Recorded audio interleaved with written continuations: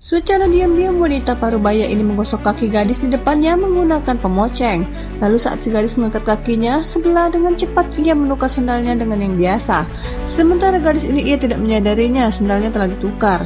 Setelah menukarnya sebelah, wanita parubaya ini lalu menggosok kembali kaki si gadis yang sebelah kanan. Karena gatal, si gadis lalu mengangkat kakinya. Saat itulah wanita parubaya langsung menukarnya sehingga kedua kaki gadis itu memakai sandal yang masih ada tag harganya. Setelah itu si gadis kemudian pergi. Saat gadis itu pergi, wanita parubaya ini mengeluarkan sandal tersebut untuk segera memakainya. Anehnya, saat ia memakai sandal itu terjadi sesuatu yang ajaib.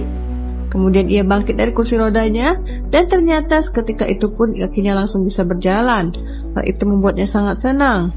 Kaki yang tadinya lumpuh kini bisa berjalan normal karena memakai sandal itu. Sementara saat gadis ini akan keluar, tiba-tiba alarm di mal itu berbunyi. Ia tampak bingung mengapa alarm itu tiba-tiba bunyi. Berbeda dengan wanita parubaya itu, ia sangat senang karena kakinya bisa normal kembali. Namun ia tidak menyadari jika gadis yang sandalnya telah ia curi itu berada di dekatnya. Melihatnya tampak senang, si gadis memperhatikannya dari atas sampai ke bawah, dan terlihatlah wanita itu memakai sandal miliknya. Seketika ia pun berkata bahwa sandal itu miliknya.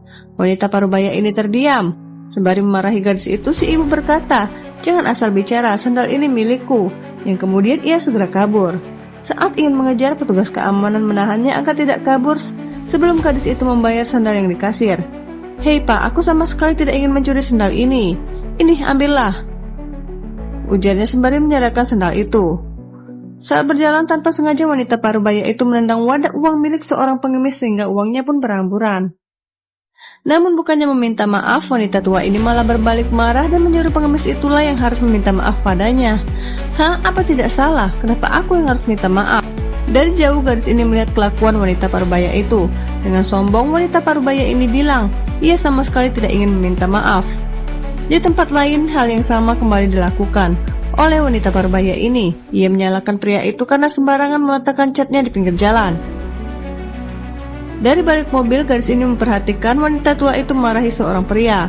Bukannya meminta maaf, ia malah minta uang ganti rugi pada si pria. Pria ini tidak mau karena wanita itulah yang harusnya minta maaf padanya. Singkat cerita, ternyata gadis ini bukanlah manusia, melainkan peri yang menyamar. Kemudian wanita itu keluar sembari berteriak maling karena telah kehilangan uangnya. Ternyata sang ibulah yang telah mencuri uang miliknya. Ia tak menyangka sang ibu tega mencuri uang anaknya sendiri. Sembari merampas uang dari tangan ibunya, gadis ini kemudian segera masuk ke dalam rumah. Saat ingin mengejar sang anak, ibu peri menghentikan wanita tua itu, sehingga kaki wanita tua itu tidak bisa bergerak kemanapun. Inilah akibatnya karena ia telah berbuat sombong dan mencuri uang anaknya sendiri.